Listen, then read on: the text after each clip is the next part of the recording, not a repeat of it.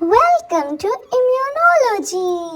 Bismillahirrahmanirrahim. Assalamu alaikum everyone. Hope you all are doing well and enjoying immuno session. आज का जो हमारा chapter है वो बहुत मज़े का होने वाला है और वो यूएचएस का फेवरेट है और इजी भी बहुत है, लेकिन बच्चों को बहुत डिफ़िकल्ट लगता है। लेकिन हम इस तरीके से याद करेंगे कि हमारे लिए ये रिमेंबर करना, इसको लर्न करना बहुत इजी हो जाए। मैं बात कर रही हूँ चैप्टर नंबर 65 जो कि हाइपर सेंसिटिविटी है, जिसको हम एलर्जी भी कहते हैं। Okay, let's start the hyper sensitivity. सबसे पहले हाइपर सेंसिटिविटी क्या होती है। अब हमें पता है, हमने जो है ना इनेट इम्यूनिटी भी पढ़ ली, अडॉप्टिव इम्यूनिटी भी पढ़ ली। इनेट इम्यूनिटी के अगर आपको सेल्स याद हैं जो कि मैंने फर्स्ट चैप्टर में पढ़ाए थे, हमारे पास neutrophil, eosinophil, basophil, mast cells, dendritic और मैक्रोफेजेस। उसके बाद हमने अडॉप्टिव इम्यूनिटी पढ़ी जिसमें हमने टी सेल्स के बारे में बात किया था, बी सेल्स के बारे में बात किया था और बी सेल्स के बारे में बात की थी। वो प्लाज्मा सेल्स बना के एंटीबॉडीज़ बनाता है। अब बेसिकली क्या हो रहा है, इन इम्यून सेल्स का काम क्या है, पैथोजन को रिकॉग्नाइज करना, पैथोजन को इनगल्फ करना, पैथोजन के ख़िलाफ़ antibodies banana. But hyper sensitivity में क्या होता है, हाइपर सेंसिटिविटी में ये ओवर एग्जैजिग्रेट कर लेते हैं। मतलब फॉर एग्जांपल हमने पढ़ा था पैथोजन के बारे में जो कि बैक्टीरिया, रुको मैं बैक्टीरिया अपना निकाल लूँ छोटा सा। ओके, तो अगर हमारा पैथोजन आया है तब तो इनका काम है ये मतलब वर्क करेंगे। लेकिन अब आपने कुछ पेशेंट्स के बारे में सुना होगा, वो बंदा ना मूंगफलियाँ नहीं खा सकते जिसको हम नट्स कहते हैं, वो पीनट्स नहीं खा सकता, वो वॉलनट्स नहीं खा सकता। या फिर आपने किसी का सुना होगा ये परफ्यूम नहीं लगा सकता, इसको एलर्जी है इससे। या आपने किसी से सुना होगा कि जब गंदम की कटाई का महीना आता है, लाइक पोलन्स जब होते हैं बहुत ज़्यादा, तब उसको एलर्जी हो जाती है। और मैं आपको मज़े की बात बताती हूँ, मेरे ना यहाँ से जब पोलन्स का मतलब मंथ्स चल रहे होते हैं ना गंदम की कटाई के, तो मेरे हाथ के ना ये वाले हाथ के ना जो पाम साइड है उसके ना छिलके उतरना शुरू हो जाते, तो मतलब हाइपर सेंसिटिविटी होती है। अब होता क्या है, बेसिकली हमारे इम्यून सेल्स ना एक पैथोजन आया उसको तो इनगल्फ करना बहुत अच्छी बात है, लेकिन एक नॉन पैथोजन चीज़ आ गई, पिनट आ गई। फॉर एग्जांपल मैं एक, आप इसे समझो ये पिनट है, अभी सर्दियाँ तो नहीं आई ना, तो फिर मैं इसको पिनट बना रही हूँ। तो पिनट आ गई और ना बंदे ने इनगल्फ कर ली, तो उसको थी इससे एलर्जी। मतलब उसने पिनट को एज अ पैथोजन समझा, इसको ओवर एग्जैजिग्रेट किया। नॉन पैथोजन चीज़ है, हालांकि नहीं करना चाहिए उसको ओवर एग्जैजिग्रेट, लेकिन उसने ओवर एग्जैजिग्रेट किया और इस पिनट के खिलाफ ही बी सेल को कहा बेटा एंटीबॉडीज़ बनाओ, हमने इसको मारना है, क्योंकि वो इसको दुश्मन समझ रहे हैं, हालांकि ऐसा नहीं है। पता है आप लोग इसको ना, इस चैप्टर को मैं तुम लोगों को मज़े की अगर स्टोरी बताऊं तो मैं आपको ये कह सकती हूँ कि कुछ लोग होते हैं ना, जैसे हमारे रिलेटिव्स में, वो ना पता है क्या करते हैं। अब जैसे मैं हूँ, मतलब मेरा थोड़ा सा नेचर इस टाइप की है कि मैं बहुत शुगल मिला करती हूँ, मैं बहुत इंजॉय करती हूँ, मैं लाइवली नेचर की हूँ। मैं ना मतलब आज़ाद रहना चाहती हूँ, इन द सेंस कि मैं भागती बहुत हूँ, मैं बहुत भागती हूँ। तो मैं एक दिन हमें मेरे मामू लोग केएफसी पर ले गए खाना खाने के लिए, तो मैं ज़रा भागना शुरू कर दिया। तो उनको लगा मैं बहुत बड़ी हूँ और मैं बहुत ओवर हूँ, मतलब उन्होंने मुझे एज अ गंदा समझा। तो बिल्कुल सेम एग्जैक्टली हमारे जो टी और बी सेल्स हैं, या हमारे जो ये वाले इनेट सेल्स या फिर टी सेल्स या बी सेल्स, ये इनको बहुत इस नॉर्मल सी चीज़ है, उस चीज़ को बहुत गंदा समझना और उसके ख़िलाफ़ रिएक्शन शो करते हैं, उसके खिलाफ रिएक्शन शो करते हैं। That is the hyper sensitivity, hyper sense हो जाते हैं। अब आपको, आई होप आपको हाइपर सेंसिटिविटी की डेफिनेशन कभी नहीं बोलेगी। हम इसकी टाइप्स पे भी चलते हैं, लेकिन अभी सिर्फ ये बात थी कि नॉन पैथोजन चीज़ को जो कि आपकी बॉडी को हार्म नहीं करती, लेकिन उसके खिलाफ आपकी इम्यूनिटी का वर्क करना, वो अच्छी चीज़ नहीं है। That is called the hyper sensitivity. Hyper sensitivity reactions जो होते हैं वो एग्जैजिग्रेट होते हैं, इनअप्रोप्रिएट होते हैं, मतलब गलत एक रिएक्शन है उनका, इम्यून रिस्पॉन्स एक गलत।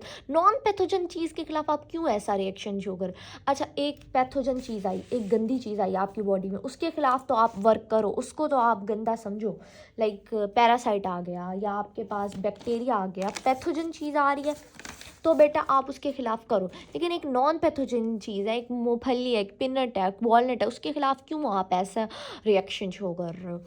मतलब तो फिर ऐसे लोग क्या करते हैं, अपनी ही बॉडी को हार्म कर रहे होते हैं, जो दूसरों को इतना गंदा समझते हैं। खैर, कोई बात नहीं, ऐसे लोगों से भी हम डील कर लेंगे, इट्स ओके। खैर, उसके बाद क्या होता है, अब देखो, एग्जैजरेट करना, इनएप्रोप्रिएट इम्यून रिस्पॉन्स, जो हमारा इम्यून रिस्पॉन्स है वो इनएप्रोप्रिएट है टू बिनाइन एंटीजन्स। बिनाइन का मतलब हार्मलेस एंटीजन, जो आपकी बॉडी को हार्मलेस नहीं करते, लेकिन आप उसके खिलाफ बहुत स्वेयर रिएक्शन करते हो और आपको लगता है ये बहुत गंदा है, मुझे इसके खिलाफ एंटीबॉडीज़ बनानी चाहिए और इसके खिलाफ मुझे रिएक्शन देना है। That is called the hyper sensitivity. अब ना जो हमारे पास हाइपर इन द, या आप जब डेफिनेशन लिखोगे तो यहाँ से यहाँ तक लिखोगे, यूएचएस की मोस्ट फेवरेट डेफिनेशन है, it is the immune response not the antigen. Immune response का जो है ना रिएक्शन है, बेसिकली वो कहते हैं एंटीजन तो ये नहीं है, लेकिन इम्यून रिस्पॉन्स उसके खिलाफ ऐसा रिएक्शन शो कर रहा है कि ये एंटीजन है तो हार्मलेस, ये तो बेचारा हार्मलेस है, इसने क्या ही मेरी बॉडी, पिनट ने मेरी बॉडी को क्या ही कहना है, लेकिन हमारे इम्यून सेल्स, ये सेल्स बहुत इसके खिलाफ ओवर एग्जैजरेट रिएक्शन शो करते हैं। ओके, अब इसमें हमारे पास जो हाइपर सेंसिटिविटी रिएक्शन है, इसमें हम 4 टाइप्स पढ़ेंगे। इस लेसन में तो हमने टाइप 1 के बारे में पढ़ना है, उसके बाद टाइप 2 के बारे में, टाइप 3 और टाइप 4।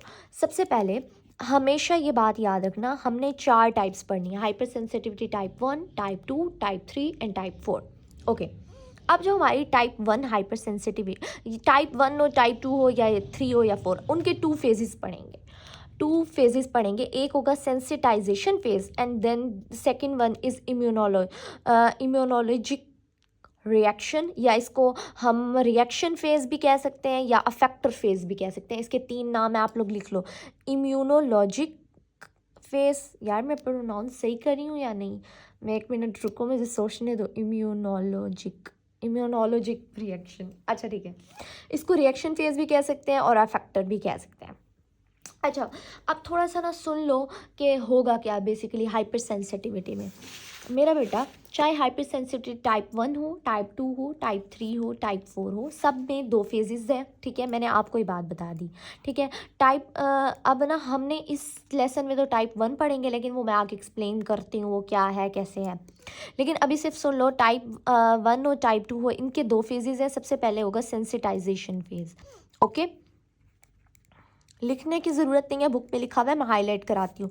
सेकंड वन है हमारे पास, जिसको हम रिएक्शन फेज़ भी कहते हैं, या इम्यूनोलॉजिक फेज़ भी कहते हैं, या अफेक्टर फेज़ भी कहते हैं, ठीक है।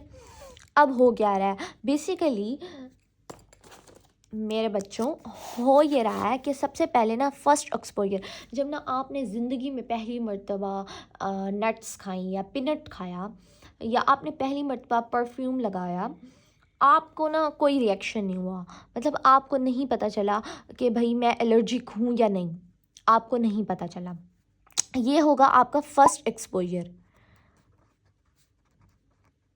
ठीक है। ये आपके ना फर्स्ट एक्सपोजर है उस एंटीजन के ख़िलाफ़। एंटीजन, हार्मलेस एंटीजन की बात की जा रही है, फॉर एग्जांपल नट्स की बात की जा रही है। आपने पहली मरतबा ज़िंदगी में फली खाई और आपको कुछ भी नहीं हुआ, लेकिन आपकी बॉडी क्योंकि ओवर एग्जेजरेट है, आप हाइपर सेंसिटिविटी हो, क्यों है आगे आपको पता चल जाएगा। अच्छा, इस चैप्टर की एक मज़े की बात यह है कि ना इसमें ना हर राज, इस बात का राज आपको बाद में पता चलेगा जब मैं आपको एटॉपी पढ़ाऊंगी, ठीक है। इस बात का राज क्या होगा, आपको क्या लगता है कि क्यों ऐसे कुछ ऐसे पर्सन्स हैं जो एलर्जिक हैं, क्यों ऐसा है, वो मैं आगे पता चलेगा, लेकिन अभी सिर्फ हम उसके बारे में डिटेल पढ़ रहे हैं, उसका ओवरव्यू ले रहे हैं। ओके, सेंसिटाइजेशन फेज में सबसे पहले फर्स्ट एक्सपोजर हुआ आपका, तब आपकी बॉडी सेंसिटाइज होगी, मतलब क्या आगे बताती हूँ, हाइपर सेंसिटिविटी टाइप 1 में। और फिर हम होगा रिएक्शन फेज, जब सेकंड एक्सपोजर होगा ना आपकी बॉडी का उस एंटीजन के गला, मतलब आपने ज़िंदगी में दूसरी बार आपने नट्स खाई, ठीक है, पीनट्स खाई, या फिर सेकंड एक्सपोजर हुआ आपका, ठीक है। तब आपकी बॉडी ने एक स्वेयर रिएक्शन शो किया, आपको एलर्जी हो गई, आपको एस्थमा हो गया, आपको सांस सही नहीं आ रहा, बहुत डिफरेंट सिम्टम्स आए आपको, ठीक है, स्वेयर रिएक्शंस हुए, आपको बहुत डिफरेंट जो है ना वो आए। तब आपको पता चला अच्छा मैं तो एलर्जिक हूँ। आप डॉक्टर के पास गए, डॉक्टर को बताया मैंने तो सिर्फ मूंगफली खाई है, उसके बाद से मेरा ये हाल है, मुझे तो ये हो रहा है वो हो रहा है। तो डॉक्टर को लगेगा हाँ आपको हाइपर सेंसिटिविटी तो नहीं है, तो उसके खिलाफ टेस्ट वगैरह भी होते हैं, वो करना है, वो हमारा भी काम नहीं है। सिर्फ ये बात है कि पहली बार जब आप ज़िंदगी में खाओगे तो आपको कुछ नहीं होगा, आपका फर्स्ट एक्सपोजर है, आपकी एंटीबॉडी से सेंसिटाइज होगी आपकी बॉडी।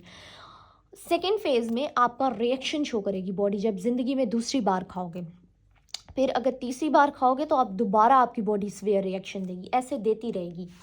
फिर आपको पता चल जाएगा हाँ हाँ मैं हाइपर सेंसिटिव हूँ।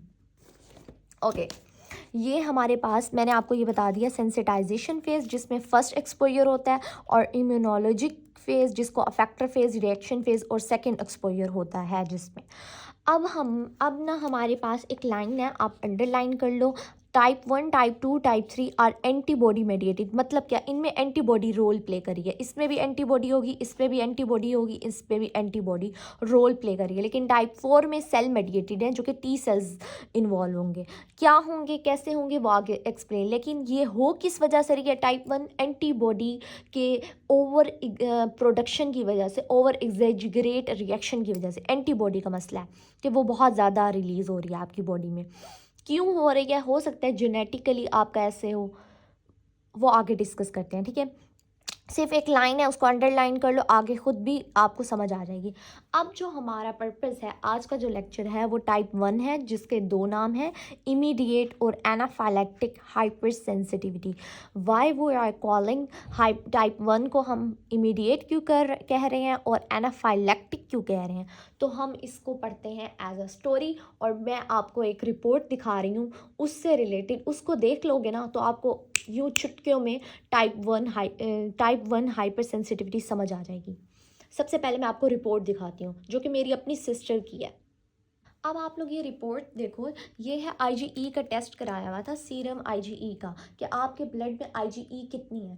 अब आप ये देखो, नॉर्मली जो एडल्ट्स होते हैं उनमें आईजीई कितनी कम है, मतलब नॉर्मली आपकी बॉडी में आईजीई इतनी ज़्यादा नहीं होती, सिर्फ पैरासाइटिक रिएक्शन में होगी या हाइपर सेंसिटिविटी। अब क्योंकि हम हाइपर सेंसिटिविटी पढ़ रहे हैं, तो अब मेरी बहन को ऐसा क्यों हुआ है कि उसकी आईजीई 900 की लाइन में हुई है, 900 की रेंज में आ रही है। Why, what is the reason, क्योंकि ये हाइपर सेंसिटिव है। किस चीज़ से है, यकीन जानो अब तक डॉक्टर को पता नहीं चला कि इस बच्ची को किसी खाने की वजह से हुआ है, किसी ड्रग की से ये एलर्जिक है, किस वजह से ये हाइपर, इसको ना डायग्नोज करना बहुत मुश्किल होता है अभी तक भी डायग्नोज। लेकिन इसकी आईजीई बहुत ज़्यादा है क्योंकि ये हाइपर सेंसिटिव है। अब ना मैं आपको ये उसके बाद अब ये पिक्चर्स देखो, ये इसकी ना एल्बो पे, इसकी नक्कल्स पे, इसकी जो है ना एक एक जगह जो एरिया है ना स्किन का, ऐसी एलर्जी हो जाती है इसको। जब ना ये जब से मुल्तान गई है ना, ये एमबीबीएस करी है मेरी सिस्टर, तो तब से ही इसका ये हाल है। तो डॉक्टर ने वैसे डायग्नोज ये बनाया कि मुल्तान की जो डस्ट है ना वो इसको सूट नहीं कर रही, ये हाइपर सेंसिटिव है उसके ख़िलाफ़, मुल्तान की डस्ट से। तो इस वजह से हर टाइम उस बेचारी के ना यहीं पैचेस बने हुए हैं, उसको एस्थमा हो रहा है, वो बंदी बेचारी ज़िद छुई हुई है। तो मतलब ऐसे पेशेंट्स हमारी सोसाइटी में हैं जिनको हाइपर सेंसिटिविटी टाइप 1 होती है। Hyper sensitivity type 1 basically allergy की ही एक फॉर्म है। इसमें होता क्या, आईजीई बहुत ज़्यादा बनती है। ये होता क्यों है, ये जेनेटिकली किसी भी इंसान उसमें ना, मतलब जेनेटिकली उसके सेल्स में पावर है कि वो आईजीई ज़्यादा बना सकते हैं। तो वो आईजीई ज़्यादा बनाते हैं तो वो क्या करती है, किसी नॉन पैथोजन, हालांकि डस्ट पार्टिकल तो नॉन पैथोजन है, आपकी बॉडी को कुछ उसने नहीं कहना, लेकिन वो उसको ओवर एग्जेजरेट करती है और बॉडी क्या करती है, आईजीई बहुत ज़्यादा रिलीज़ करती है। आईजीई बहुत ज़्यादा होते हैं और मास सेल्स बहुत ज़्यादा होते हैं, जिसकी वजह से बच्ची को या बच्चे को जो भी हो उसको एलर्जी हो जाती है। अब आ जाओ बुक की तरफ, ताकि हम लोग दोबारा से अपनी उसके अकॉर्डिंग पढ़ें। ये तो मैंने ओवरव्यू दिया टाइप 1 का कि टाइप 1 में आईजीई बहुत ज़्यादा होगी, क्यों होगी कैसे होगी वो आगे एक्सप्लेन करती हूँ। अब आप लोग ये रिपोर्ट देखो, ये है आईजीई का टेस्ट कराया हुआ था, सीरम आईजीई का, कि आपके ब्लड में आईजीई कितनी है।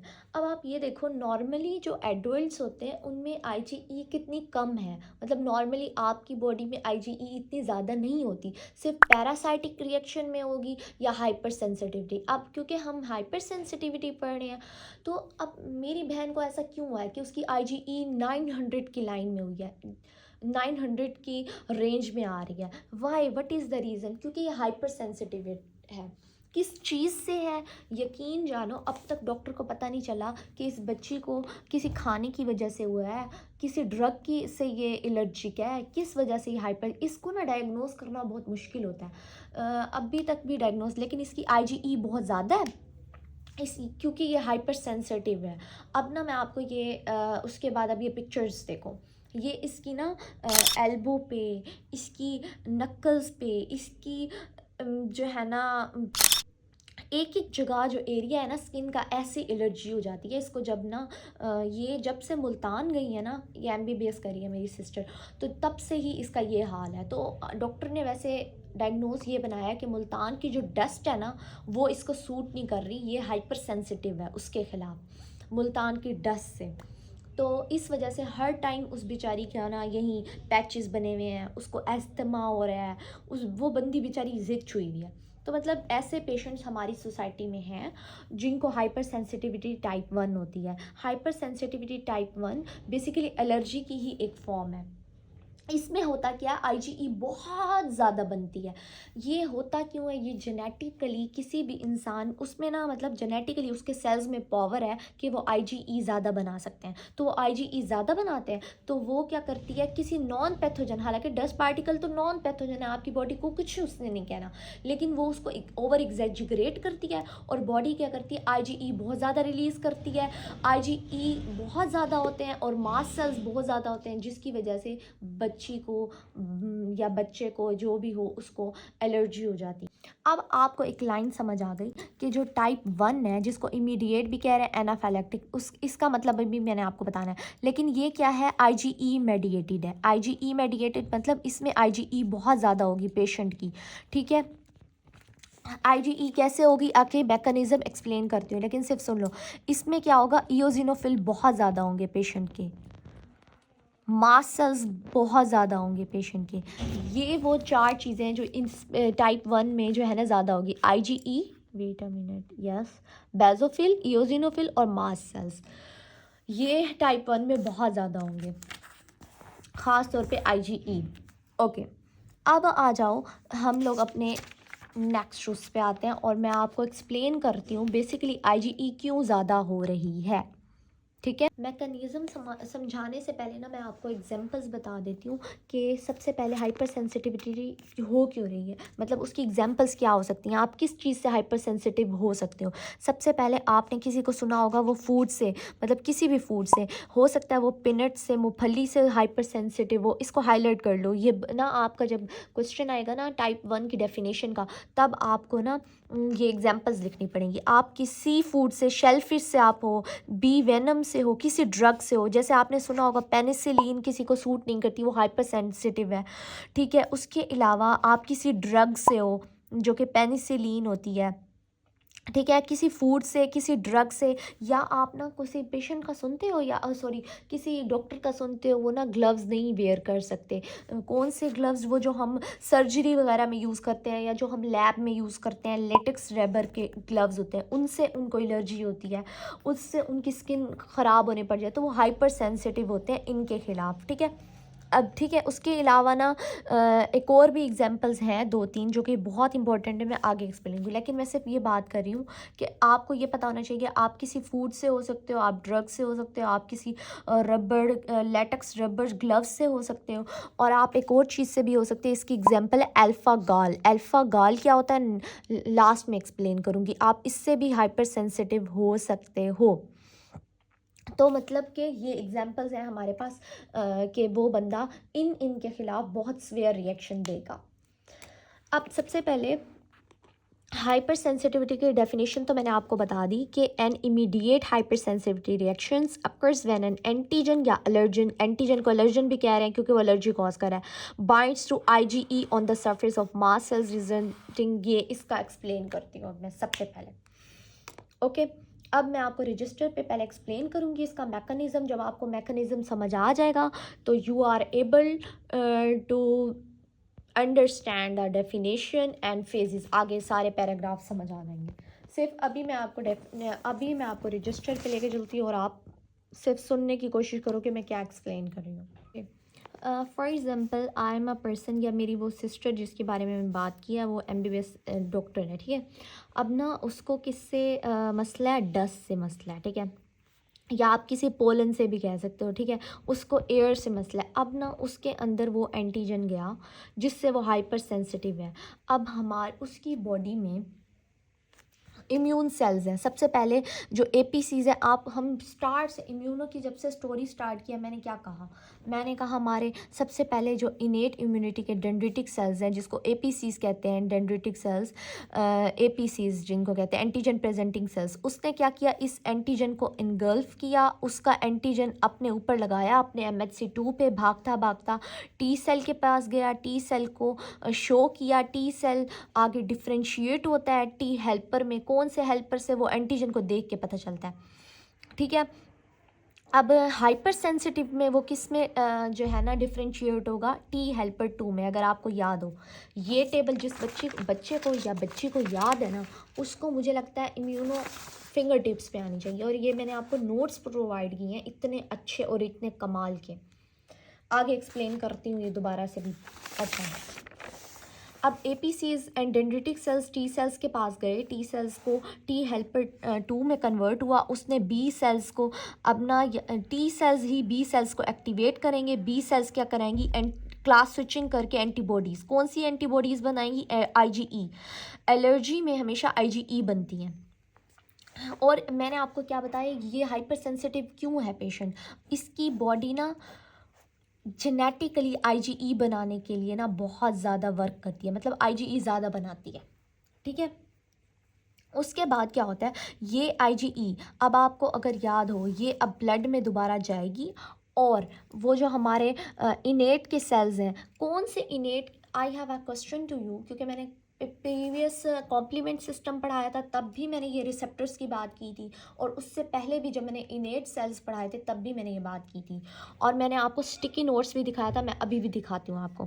और मैंने उसमें बताया था जो हमारे इओजिनोफिल होते हैं और जो मास्ट सेल्स होते हैं उनके ऊपर IgE लगती है, क्योंकि उसके ऊपर IgE के रिसेप्टर्स होते हैं, IgE लगती है ऐसे, ठीक है।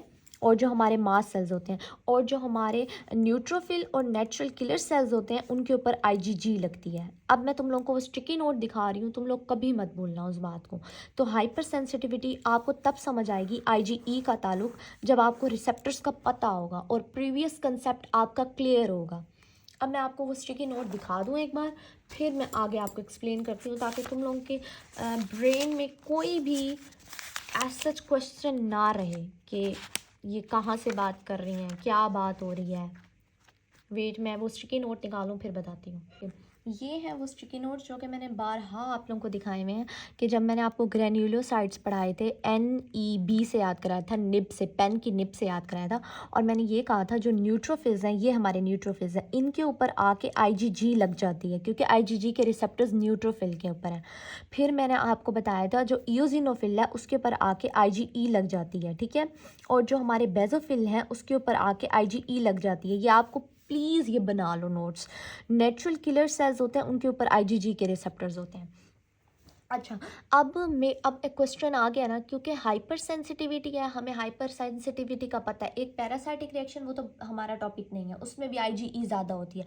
अब क्योंकि वो पर्सन हाइपर सेंसिटिविटी है, उसके B सेल्स ने IgE ज़्यादा बनानी है, ठीक है। उसके जो B सेल्स हैं उसने IgE ज़्यादा बनानी है। अब उसने IgE ज़्यादा बनाई, अब IgE जाके इओजिनोफिल और बेजोफिल पर लग जाएगी। कैसे लग जाएगी, ऐसे लग जाएगी, हर जगह IgE लगी हुई होगी, ठीक है।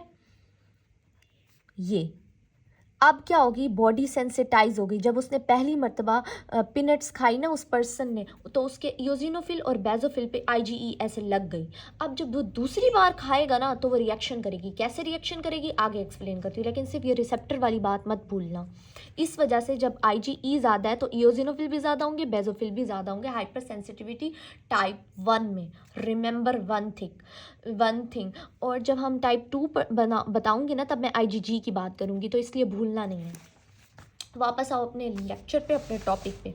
अच्छा, अब आपको समझ आ गई होगी कि कैसे आईजीई, अब यहाँ पर आपको पता चल गया आईजीई क्या कर रहा है, बाइंड्स कर रहा है on the surface of mast cells या इयोजिनोफिल्स के भी आप कहोगे, resulting in the release of several mediators. अब क्या होगा, अब सेकेंड फेज। अच्छा, ये था सेंसिटाइजेशन फेज कि पहली मर्तबा जैसे ही आपकी बॉडी में वो मेरी बहन जैसे ही मुल्तान गई थी, पहली मर्तबा जब डस्ट गई थी पार्टिकल, या फिर उसने फॉर एग्जांपल कोई और पर्सन है उसने पिनट खाई पहली मर्तबा ज़िंदगी में, तो उसने पहले जब खाए ना तो उसके ईपीसीज ने ना उसको ओवर एग्जैक्ट, उसको लगा ये पैथोजन है। हालांकि ऐसी बात नहीं, वो पैथोजन नहीं है, लेकिन क्योंकि वो जेनेटिकली ही हाइपर सेंसिटिव है इस चीज़ के खिलाफ, तो उसके ईपीसीज ने इसको एज अ पैथोजन समझा, उसको अपनी बॉडी पर इनगल्फ करके एंटीजन एज अ रिप्रेजेंट किया, जिसको MHC2 कहते थे। भागता भागता टी सेल्स के पास गया, टी सेल्स ने बी सेल्स को एक्टिवेट किया, बी सेल्स ने एंटीबॉडीज़ बनाई, ये एंटीबॉडीज़ ब्लड में जाके इयोजिनोफिल और मास्ट सेल के ऊपर जाके ऐसे लग गई। ये इसका था फर्स्ट एक्सपोजर। अब ये रेडी है लड़ने के लिए। जब जैसे ही वो दूसरी बार मूंगफली खाएगा ना, या दूसरी बार 10 पार्टिकल आएगी ना, रिएक्शन शो हो जाएगा। वो रिएक्शन कैसे होता है मैं आगे बताती हूँ। That is called the sensitisation phase. अब आपको सेंसिटाइजेशन फेज की बात समझ आ गई होगी। अच्छा, अब मेरे पास एक और क्वेश्चन है। मैं दोबारा से उस स्टिकी नोट सिखा रही हूँ और दोबारा से आपको स्ट्रक्चर दिखा रही हूँ इयोजिनोफिल और बेसोफिल का। बल्कि मैंने जो फर्स्ट लेक्चर इनेट इम्यूनिटी का दिया था तो मैंने आपको ये सेल्स बना कर दिखाए थे, न्यूट्रोफिल, इयोजिनोफिल, बेसोफिल और मास्ट सेल्स। अभी हमारा जो रिलेशन है ना वो इयोजिनोफिल और बेसोफिल है। जब बेसोफिल टिश्यू में जाता है तो उसको मास्ट सेल्स कहते हैं। ये दोनों एक ही चीज़ है। अच्छा, अब इनके अंदर होते हैं ग्रेन्यूल्स, ऑलरेडी आपको पता है सॉरी फॉर दैट। इनमें होते हैं ग्रेन्यूल्स। अब जब आईजीई आके इनके ऊपर लगती है, ठीक है, आईजीई आकर इसके ऊपर लग जाती है। अब ना जब दोबारा वो पिनट खाएगा, वो जैसे ही दोबारा पिनट खाएगा ना, वो पिनट आईजीई पर जैसे ही अटैच होगी ना, तो आईजीई क्या होगी, क्रॉस लिंक होगी, आपस में ऐसे ऐसे चिपक जाएगी उसी एंटीजन के खिलाफ। जैसे ही क्रॉस लिंकिंग होगी ना, ये इयोजिनोफिल अंदर से ग्रेन्यूल्स रिलीज करेगा। अब ग्रेन्यूल्स में क्या होते हैं, इंजाइम्स होते हैं। ऑलरेडी मैंने ये इनेट इम्यूनिटी जब पढ़ाई थी, इनेट सेल्स, तब मैंने उसमें होते हैं इंजाइम्स। वो इंजाइम्स रिलीज करेगा और इसको इनगल्फ कर लेगा। दैट्स हाउ रिएक्शन शो हो रहा है। अब इस रिएक्शन में इन इंजाइम्स के थ्रू ये हमारी बॉडी को भी नुकसान पहुंचा रही है। कैसे कर रही है आगे एक्सप्लेन करती हूँ, ठीक है। सिर्फ इतनी सी बात थी कि ऐसे रिएक्शन शुरू होगा। अच्छा, अब ये सिर्फ मैंने आपको दिखाया कि हमारे इयोजिनोफिल हैं, उनमें ग्रेन्यूल्स पड़े हैं, बेसोफिल इनमें ग्रेन्यूल्स पड़े हैं। ये सारे इनेट सेल्स में ग्रेन्यूल्स होते हैं। ये ग्रेन्यूल्स बाहर रिलीज करते हैं, उनमें इंजाइम्स होते हैं। कौन से इंजाइम्स होते हैं आज हमने वो भी रीड आउट करना है। ओके, अब हमें यहाँ तक समझ आ गई। मैं आपको बुक में डायग्राम भी दिखाती हूँ, आप लोगों ने परेशान नहीं होना, सिर्फ अभी बात समझो, ठीक है।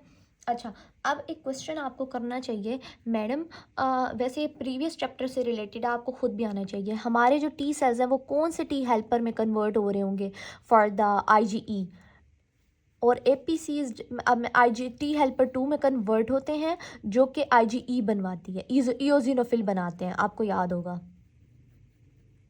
इयोजिनोफिल। और जो हमारे टी फॉलिकुलर हेल्पर सेल होते हैं वो जाके बी सेल को एक्टिवेट करते हैं और वो आईजीई बनाते हैं। अब मैं तुम लोगों को ये दिखा रही हूँ और ये प्रीवियस चैप्टर से है, हमारा अब का लिंक नहीं है, सिर्फ मैं अभी बताने के लिए। अच्छा, मैंने कहा था जब हमारे जो एपीसीज आते हैं वो इंटरल्यूकिन 4 रिलीज़ करते हैं, तो हमारे जो टी सेल्स हैं ना, CD4 पॉजिटिव टी सेल्स, वो डिफ्रेंशिएट हो जाते थे टी हेल्पर 2 में। और टी हेल्पर 2 ही इयोजिनोफिल को ज़्यादा करता था और मास्ट सेल्स को। मैंने वहाँ पर भी ये MCQs भी कराए थे आपको। जिस बच्चे को याद है वो कमेंट सेक्शन में ज़रूर बताएं। अब हमारे पास जो टी फॉलिकुलर हेल्पर सेल था वो जाके बी सेल को एक्टिवेट करता था, बी सेल क्लास स्विचिंग करेगा और आईजीई बनाएगा। अब वो आईजीई इयोजिनोफिल और मास्ट सेल्स पे आके लग जाएगी। अब मतलब ग्रेट अमाउंट में हमारी जो बॉडी है वो इयोजिनोफिल बनाई जा रही है, मास्ट सेल बनाई जा रही है। जो CD4 पॉजिटिव टी सेल्स है वो टी हेल्पर 2 में कन्वर्ट हुए और वो इयोजिनोफिल और मास्ट सेल्स ज़्यादा बना रही है।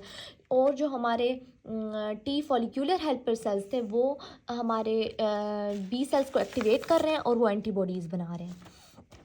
That's how work. अब हमारे पास सेंसिटाइजेशन फेज हमारा हो गया। अब मैं आपको बुक से रीड आउट कराती हूँ, लेकिन उससे पहले मैं आपको जो है ना रिएक्शन फेज़ के बारे में बता दूँ। 1 मिनट।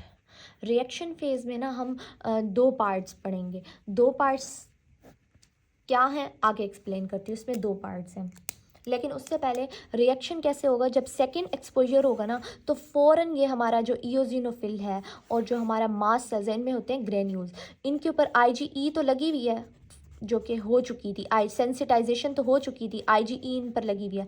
अब जैसे ही वो बंदा मूंगफली खाई या वो डस्ट पार्टिकल आया तो वो इसके ऊपर लगेगा और ये जो हमारी आईजीई है ये क्रॉस लिंक करेगी, आपस में इकट्ठी होगी तो ये ग्रेन्यूल्स रिलीज़ करेगा और उसमें एंजाइम्स होंगे।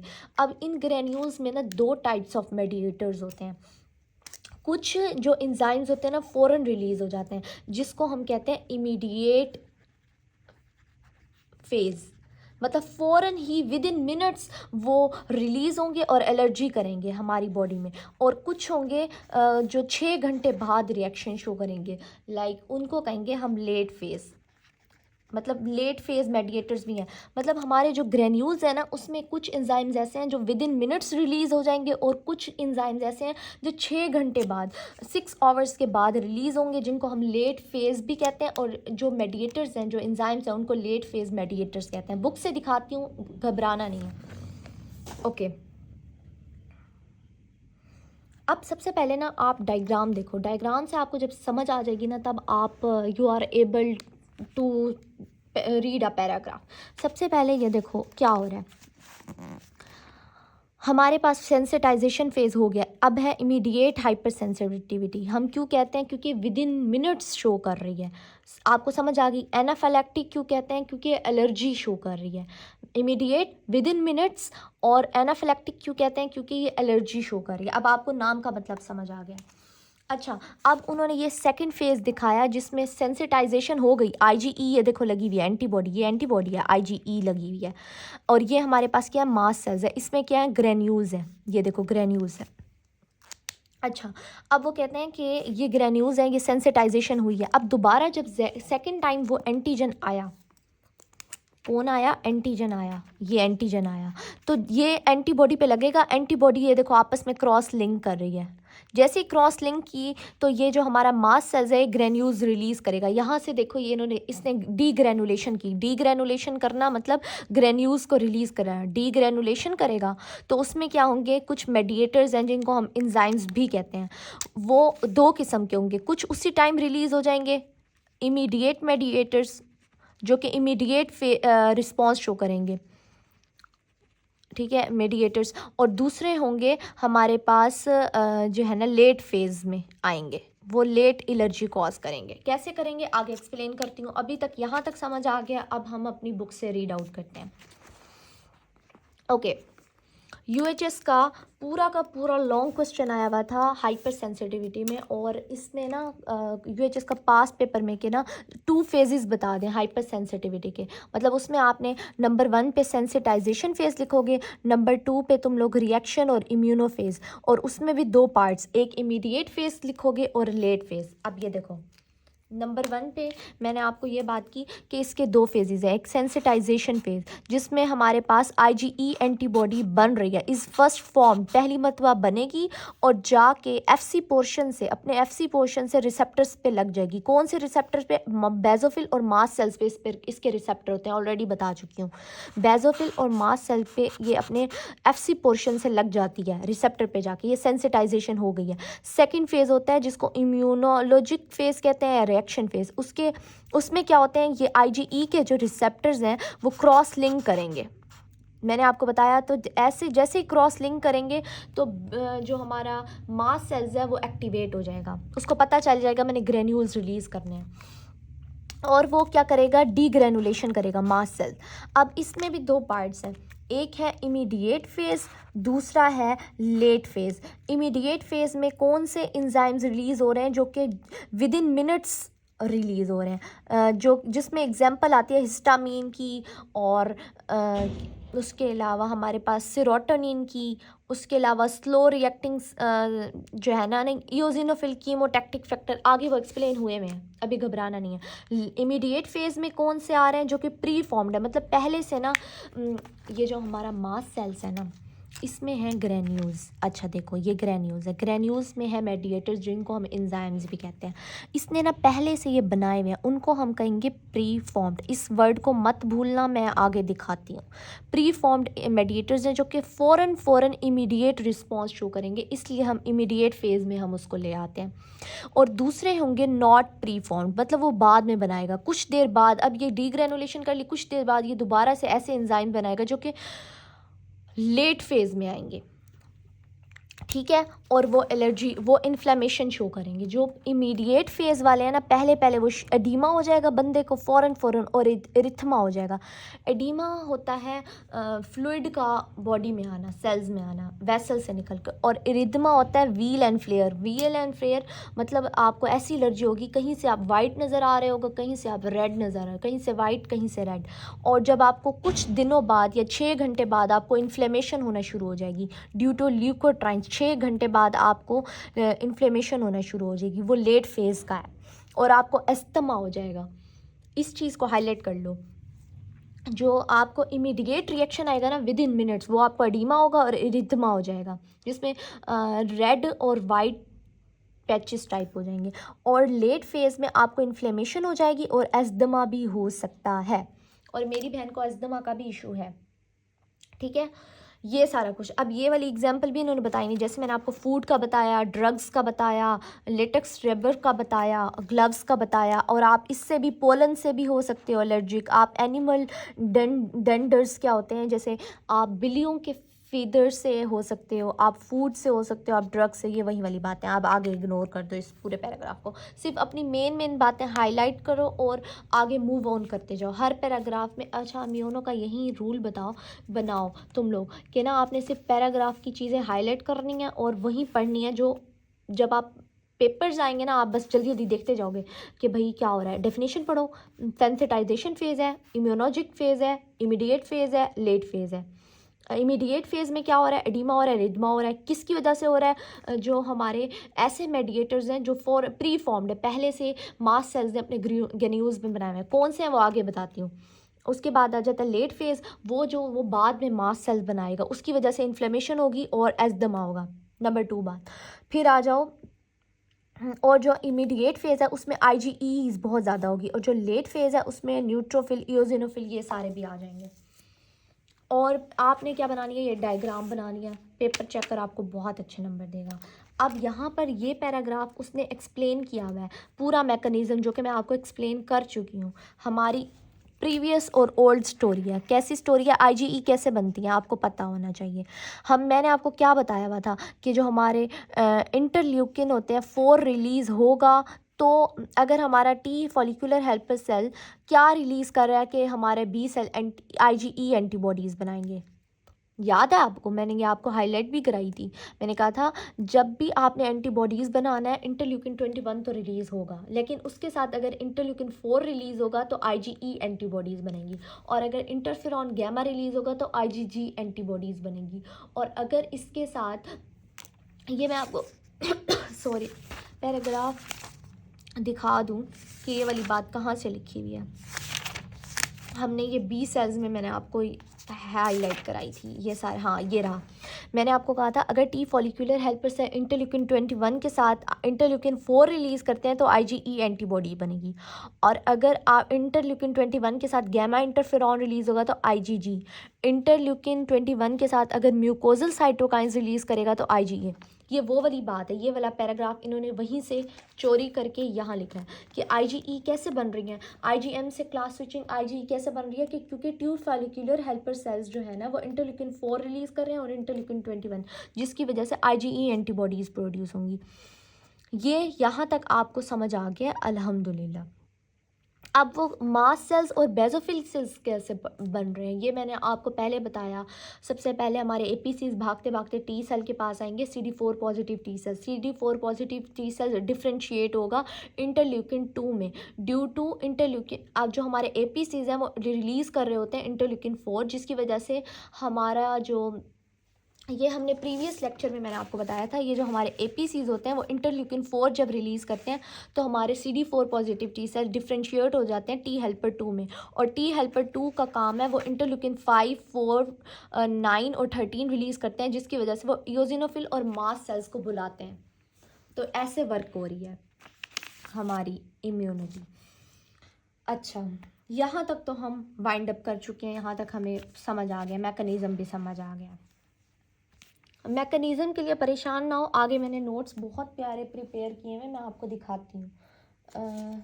शॉर्ट नोट्स भी मैंने बनाए हैं, लेकिन आप बुक से हाईलाइट करते जाओ और बुक से मार्क करते जाओ। अच्छा, अब आ जाते हैं हमारे पास, मैं आप लोगों को मज़े की चीज़ बताती हूँ। अब 2 बातें हैं। कुछ लोगों को जो हाइपर सेंसिटिविटी टाइप 1 होती है उनमें पूरी बॉडी में एलर्जी हो जाती है, सिस्टेमिक एनाफाइलैक्सिस, और इसकी वजह से आपको पता है कि कुछ लोग मर भी जाते हैं, लाइफ थ्रेटनिंग हो जाती है। इस तरीके से कैसे होती है आगे एक्सप्लेन करती हूँ, लेकिन अभी से ये बात सुन लो। The most severe form of hypersensitivity type 1, जो मोस्ट सिवियर है ना, वो सिस्टेमिक एनाफाइलैक्सिस है। मतलब वो एलर्जन ना आपके खून में शामिल होगी, जिसकी वजह से पूरी बॉडी में एलर्जी हो जाएगी, सारे सिम्टम्स आपको शो होंगे। अब इन्होंने एक और लाइन लिखी हुई है कि ना जो आपके सिम्टम्स हैं ना वो डिपेंड करते हैं route of entry of the allergen, मतलब एलर्जन कहाँ से दाखिल हो रहा है। अब ये वाली बात आपने ना कवर यहाँ से करने से बेहतर है मैं कह रही हूँ टेबल पढ़ लो, ठीक है। 1 मिनट में ये देख लूँ मेरा कैमरा ब्लर तो नहीं है। A few minutes later. Okay students, मेरा कैमरा ब्लर था और उससे पहले तक जितनी भी वीडियो रिकॉर्ड हुई आप एडजस्ट कर लेना, मैंने अभी नोटिस किया। ओके, अब हम ये थे कि भाई हमने सिस्टेमिक एनाफाइलैक्सिस मैंने आपको बतानी है, और मैंने आपको ये इस लाइन का मतलब बताना है कि जो रूट पे कैसे डिपेंड कर रहा है, route of entry of allergen. For example मैं आप लोगों को ये बताती हूँ, हमने ना वो बंदा या वो बंदी उसको एलर्जी है पीनट से, ठीक है, उसको एलर्जी है पीनट से, तो वो ओरल कैविटी से ले रहा है ना, इनगेस्ट कर रहा है और वो इंटेस्टाइन में जा रहा है। तो इंटेस्टाइन में जाकर वो कौन से सिम्टम्स शो कर रहा है, वो डिपेंड कर रहा है इसके रूट पे कि कहाँ से वो चीज़ आ रही है, ठीक है। आपके जो है ना वो आ रहा है हमारे पास कौन से सिम्टम्स शो होंगे, ठीक है। अब वो कैसे सिम्टम्स आपने याद करने हैं, किस तरीके से करने हैं, तो मैं आपको ये बता रही हूँ कि आपने इस टेबल को देखना है, और इस टेबल के मतलब रट्टा नहीं लगाना, बस कंसेप्ट बिल्डअप करना है। कैसे याद करना है बताती हूँ, ठीक है। अगर फॉर एग्जांपल उस बंदे को उसने माउथ से लिया, मतलब इंटेस्टाइनल ट्रैक से लिया, तो उसने एक फूड लिया, ठीक है, और उसको सिम्टम्स कैसे शो होंगे, ऐसे शो होंगे। उसको वॉमिटिंग होना शुरू हो जाएगी क्योंकि जीआईटी के हैं, या उसको डिस्फेगिया होगा। डिस्फेगिया क्या होता है, सांस का मुश्किल से आना।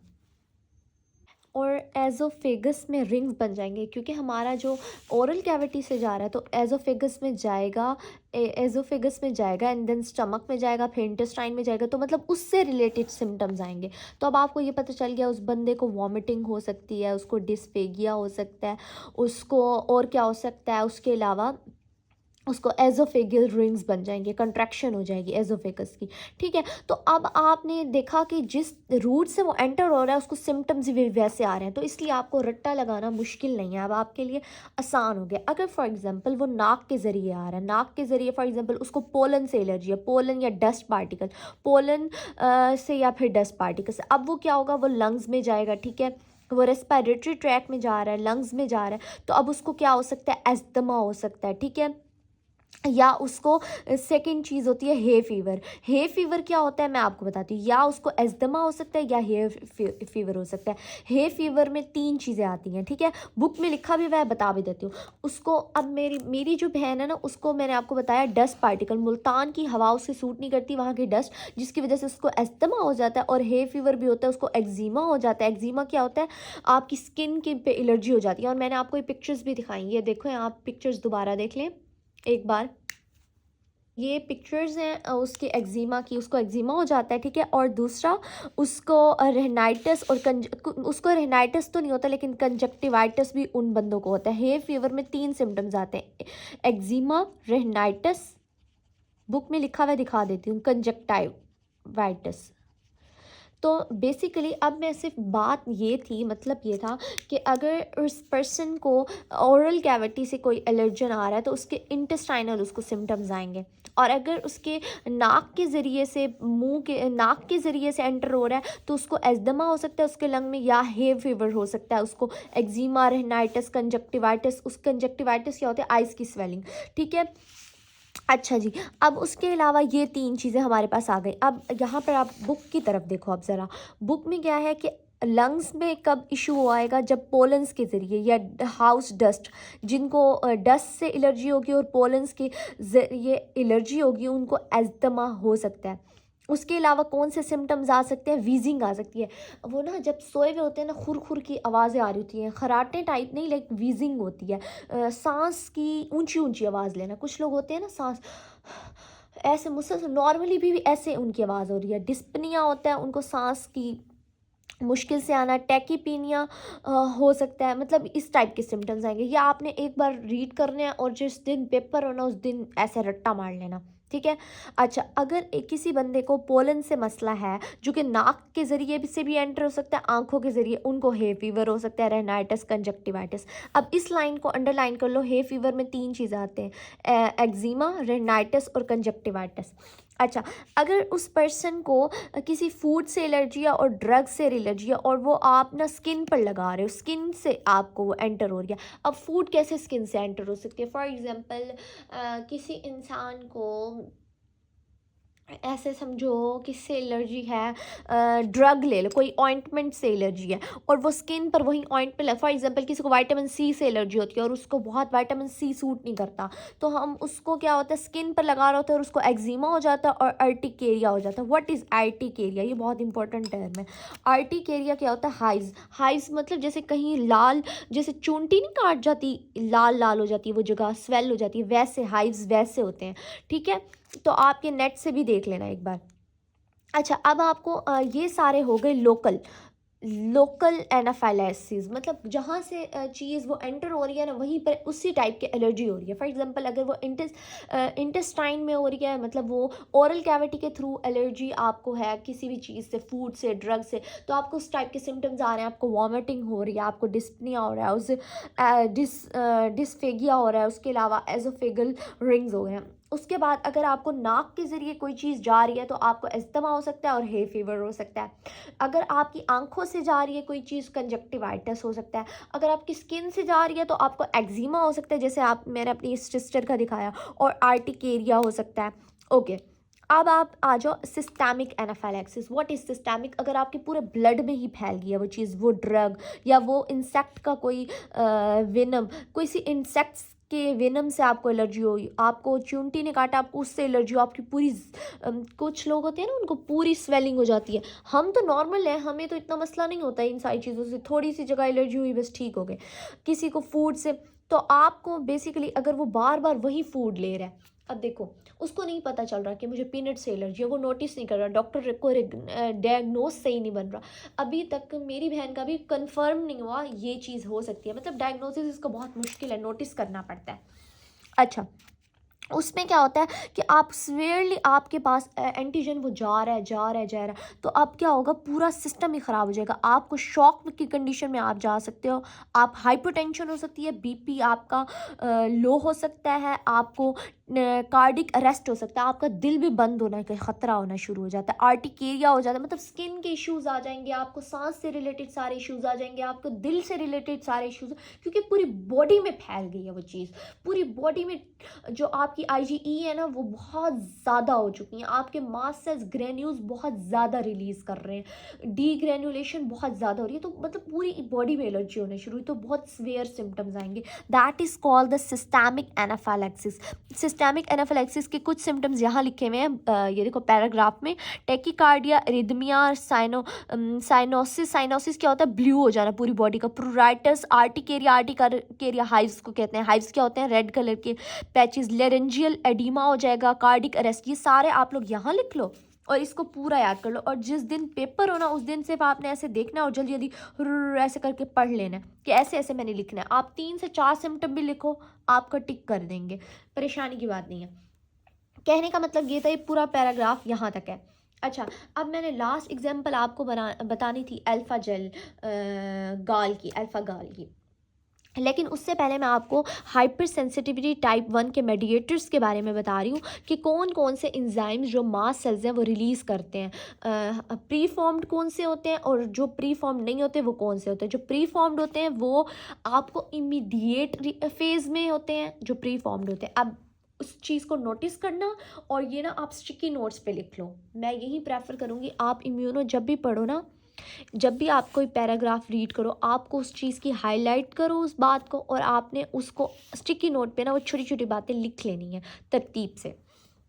अच्छा, अब बहुत इंपॉर्टेंट बात स्टार्ट हो रही है कि इसमें मीडिएटर्स कौन से हैं। अच्छा, सबसे पहले बात, सबसे पॉइंट नंबर 1, सबसे पहले जो हमारा मास्ट सेल है, ठीक है, मास्ट सेल्स में ग्रेन्यूल्स वो कब रिलीज़ करेगा मैं आपको बताती हूँ। जब आईजीई की क्रॉस लिंकिंग होगी तो जो हमारे पास जब एंटीजन आता है दूसरी बार तो आईजीई की क्या होती है, क्रॉस लिंकिंग होती है। तो हमारे पास जो हमारा मास्ट सेल्स है वो क्या करते हैं, डीग्रेनुलेशन करते हैं, ग्रेन्यूल्स को बाहर निकालता है। उनमें होते हैं मेडिएटर्स, कुछ प्री फॉर्म्ड होते हैं जो पहले से बने हुए होते हैं। उनमें हमारे पास सबसे पहले नंबर 1 पे हमारे पास उन्होंने बताया हुआ बुक वालों ने हिस्टामीन। हिस्टामीन क्या करता है, इसका क्या फंक्शन है, आगे ये देखो पढ़ते हैं अब इसका, कि हिस्टामीन क्या करता है, वेजो डायलेशन कराता है और कैपिलरी की परमिएबिलिटी ज़्यादा करता है और स्मूथ मसल की कंट्रैक्शन कराता है। कौन से स्मूथ मसल्स की, बहुत इंपॉर्टेंट है, हमने ये पहले भी पढ़ा था ये सिम्टम। ये 2 काम कर रहा होता है। जो हिस्टामीन होता है ना, ये वैसे वेजो डायलेशन कराता है, वेसल्स की डायलेट कर जाती हैं कैपिलरीज, और सारा जो हमारे पास फ्लूइड होगा ना वो वेसल से बाहर हो जाएगा और प्लाज्मा में मतलब सेल्स में चला जाएगा, उसको हम कहेंगे एडीमा, एडीमा हो जाएगा। और दूसरा ये कहते हैं हिस्टामीन एक और कराता है, हमारे जो ब्रोंक्योज होती हैं उनकी कंस्ट्रिक्शन करा देता है, वेजो कंस्ट्रिक्शन ब्रोंको कंस्ट्रिक्शन करा देगा, जिसको हम ब्रोंको कंस्ट्रिक्शन करा देगा, जिसको ब्रोंकोस्पाज्म भी कहते हैं, ब्रोंकोस्पाज्म करा देगा, ये आपने नहीं बोलना। अच्छा, वैसे बुक से ही रीड करते हैं, ब्रोंकोस्पाज्म करा देगा। और एंजियोडीमा, एडीमा का मैंने आपको बता दिया है वेजो डायलेशन की वजह से, और ब्रोंको स्मूथ मसल की कॉन्ट्रिक्शन कराता है, मतलब ब्रोंको कॉन्स्ट्रिक्शन कराता है, जिसको ब्रोंकोस्पाज्म कहते हैं। अब वो कहते हैं इसके इलाज के लिए हम एंटी हिस्टामीन ड्रग्स देते हैं ताकि हिस्टामीन कम रिलीज़ हो और बंदे की एलर्जी कम हो जाए। अब फॉर एग्जाम्पल मेरी सिस्टर थी जिसकी मैंने कहा बताया आपको आईजीई बहुत ज़्यादा है, तो बेसिकली क्योंकि आईजीई बहुत ज़्यादा मास्ट सेल्स पे वो लगी हुई है, अब डॉक्टर को तो पता चल गया, डॉक्टर इसको एंटी हिस्टामीन देगा ताकि इसकी जो ये वाले सिम्टम्स हैं ये कम हो जाए। अच्छा, अगर अब दूसरा पॉइंट आ जाता है हमारे पास, इसको हम बाद में पढ़ेंगे दूसरा वाला, अभी तीसरा वाला पढ़ो क्योंकि ये भी प्री फॉर्म्ड है। अब ना आपने हाईलाइट करना है, प्री फॉर्म्ड ये है और ये प्री फॉर्म्ड है, मतलब पहले पहले ये रिलीज होगा फिर ये। इयोजिनोफिल कीमोटैक्टिक फैक्टर ऑफ एनाफाइलैक्सिस, ये क्या है, ये इमीडिएट एलर्जी क्रिएशन में ये रिलीज़ होगा ताकि ये मज़ीद इयोजिनोफिल को वहाँ पर बुलाए जहाँ एलर्जी हुई है। मतलब क्या इस बात का, देखो हमारे पास ये जो है ना इयोजिनोफिल कीमोटैक्टिक फैक्टर, इयोजिनोफिल लिखने की ज़रूरत नहीं है, बुक में लिखा हुआ है, कीमोटैक्टिक फैक्टर। तो ये क्या है, दूसरा ये हिस्टामीन इसने प्री फॉर्म्ड है, ठीक है। पहले तो आपने ये याद रखना है, पहले पहले इमीडिएट रिस्पॉन्स में, ये इमीडिएट फेज में ही होगा। ये क्या करेगा, कीमोटैक्सिस का मतलब क्या है, टैक्टिक मूवमेंट, मूवमेंट अपनी तरफ बुलाएगा किसको, इयोजिनोफिल को। केमिकल्स, ऐसे केमिकल्स रिलीज़ करेगा, मतलब ये जो मास्ट सेल्स है ये ऐसे केमिकल्स या ये हमारी एंटीबॉडी ऐसे केमिकल्स रिलीज़ करेगा जो मज़ीद इयोजिनोफिल को बुलाएगा कि आओ भाई यहाँ एंटीजन आया है, तो इयोजिनोफिल यहाँ आएंगे और मज़ीद ग्रेन्यूल्स रिलीज़ करेंगे। That is called the eosinophil chemotactic factor of anaphylaxis. और मैंने यहाँ पर लिख भी दिया है, को अपनी तरफ बुलाएगा, मतलब इयोजिनोफिल को अपनी तरफ बुलाएगा, सिंपल एज दैट। अब एक और है बुक में, यहाँ पर मुझे नज़र नहीं आया, लेकिन ये प्रीवियस बुक में जो हमारी 2025 से पहले थी उसमें सेरोटोनिन भी लिखा हुआ था जो कि प्री फॉर्म्ड है। और इयोसिनोफिल का भी वही फंक्शन है, ये हिस्टामीन की तरह वेजोडाइलेशन कराता है और क्या कराता है, ब्रोंकोकंस्ट्रिक्शन, जिसको ब्रोंकोस्पाज्म भी कहते हैं। आप लोगों की बुक में अगर नहीं लिखा हुआ तो लिख लो, ठीक है, ब्रोंकोस्पाज्म भी कराता है। अच्छा, अब आ जाते हैं हम लोग जो कि प्री फॉर्म डिनिंग है, और जो कि मतलब 6 घंटे बाद कुछ ऐसे मेडिएटर्स भी बनाता है मास सेल्स, मतलब ये सारे तो थे क्या नाम है, इमीडिएट। अब हमारे पास मास सेल्स इस सब के बाद एक कुछ ऐसे मेडिएटर्स जो कि बाद में बनाता है, वो थे इमीडिएटेड प्री फॉर्म, पहले से बने हुए थे, और फ़ौरन उसने क्या किया, वेंजो डायलेशन की मतलब एडिमा कराया और ब्रोंकोस्पाज कराया। अब कुछ ऐसे मेडिएटर्स जिसको लेट मेडिएटर्स कहते हैं, और लेट जो फेज़ में ये शो करेगा, उसमें क्या होगा कि ये एस्थमा करेगा, उसके थ्रू एस्थमा हो जाएगा पेशेंट को और इन्फ्लेमेशन हो जाएगी कहीं भी। तो वो क्या करता है, कौन से ऐसे मेडिएटर्स हैं जो बाद में रिलीज़ होते हैं। नंबर 1 और मोस्ट इम्पॉर्टेंट, जो कि आपसे वाइवा में भी पूछा जा सकता है, ल्यूकोट्राइन्स, ठीक है। ल्यूकोट्राइन्स रिलीज़ करेगा जो कि एस्थमा कॉज करता है, ठीक है।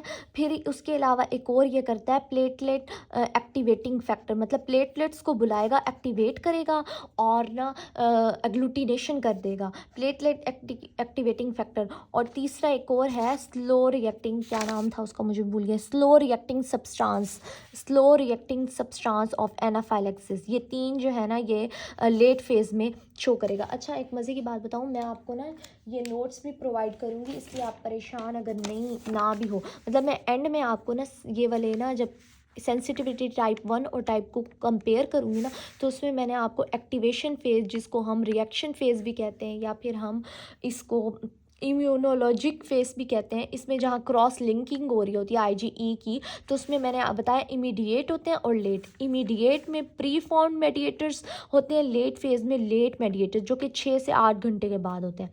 इसमें हिस्टामीन, हेपारिन, सेरोटोनिन, इयोजिनोफिल कीमोटैक्टिक फैक्टर और न्यूट्रोफिल कीमोटैक्टिक फैक्टर, और इसमें ल्यूकोट्राइन्स और प्रोस्टाग्लैंडिन बताना भूल गई, ल्यूकोट्राइन्स प्लेटलेट एक्टिवेटिंग फैक्टर और प्रोस्टाग्लैंडिन्स भी आते हैं।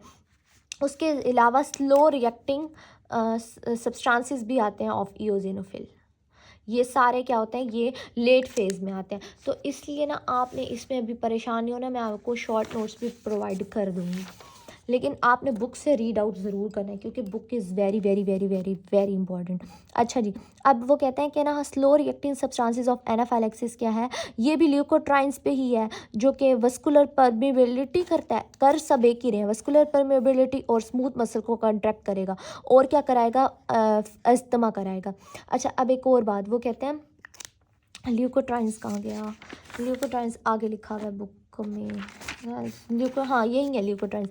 अब ल्यूकोट्राइन्स, जिस बंदे को एस्थमा होगा उसको अगर हम एंटी हिस्टामीन दे भी सही तो उसको फ़र्क नहीं पड़ेगा, तो इसके लिए हम एंटी ल्यूकोट्राइन्स देंगे ताकि उस पेशेंट को एस्थमा कम हो।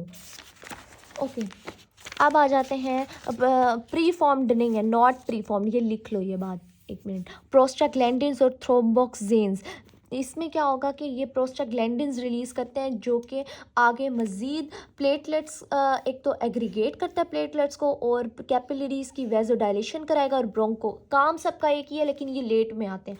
उसके बाद आता है platelet activating factor, bronchoconstriction कराएगा, हाइपोटेंशन कराएगा और वस्कुलर जो है ना। उसके अलावा साइटोकाइंस, ये वाले मैंने ऑलरेडी आपको बताए हुए हैं, और ये एमसीक्यूज भी कराया था कि इंटरल्यूकिन 13 कब रिलीज़ करेगा, जब उसने किसको बुलाना, ये एमसीक्यूज मैंने आपको दिखाया था।